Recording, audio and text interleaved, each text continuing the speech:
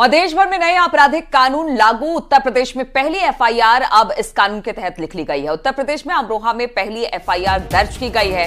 तो आज से नए कानून का देश भर में इंप्लीमेंट हो रहा है। देश भर में नए आपराधिक कानून लागू कर दिए गए हैं और अब खबर आ रही है कि उत्तर प्रदेश में पहली एफआईआर दर्ज हुई है। इस नए कानून को लेकर उत्तर प्रदेश में अमरोहा में पहली एफआईआर दर्ज की गई।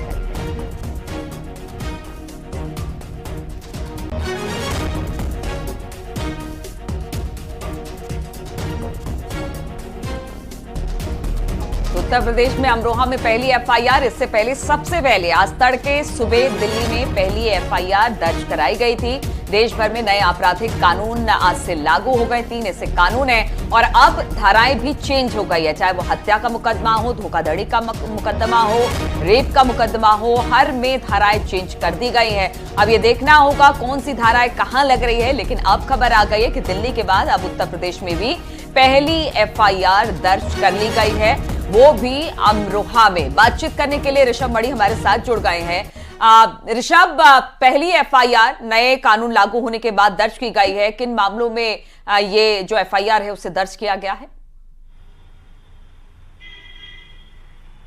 देखिए, भारत में एक बड़ा बदलाव हुआ है और अंग्रेजों का जो औपनिवेशिक काल था, जो कॉलोनियल सिस्टम था, उस वक्त जो इंडियन पीनल कोड था, जिसको भारतीय दंड संहिता कहा जाता था, अब उसको खत्म कर दिया गया है। दंड की जगह न्याय ने ले ली है। अब भारतीय दंड संहिता की जगह भारतीय न्याय संहिता हो गई है और जो भारतीय दर्शन की मूल भावना भी है, आज से पूरे देश में लागू हो गई है। और भारतीय न्याय संहिता के तहत जो उत्तर प्रदेश में पहली एफआईआर हुई है वो अमरोहा जिले के रहरा थाने में हुई है। भारतीय न्याय संहिता बीएनएस की धारा 106 के तहत ये किसी की लापरवाही के चलते किसी की मौत के मामले में धारा इस्तेमाल की जाती है। जैसा बताया गया है कि वहाँ खदरा के रहने वाले संजय के पिता जगपाल की मौत करंट लगने से हुई है। उनके पड़ोस के खेत में जो तार लगाए गए थे उसमें करंट दौड़ाया हुआ था। तो राजवीर उर्फ रज्जू और भोलू के ऊपर ये आरोप है कि उनके खेत के जो बाड़ लगी हुई थी उसमें करंट दौड़ रहा था,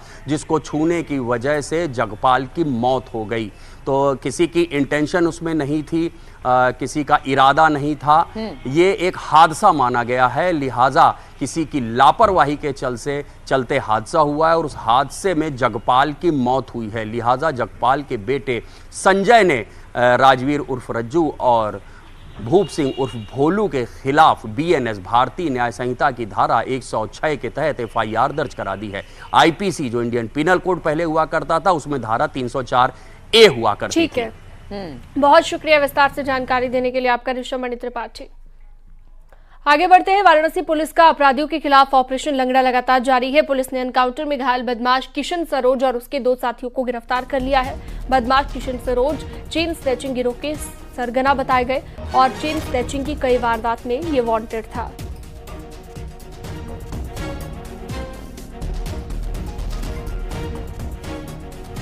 तो पुलिस का ऑपरेशन लंगड़ा लगातार जारी है और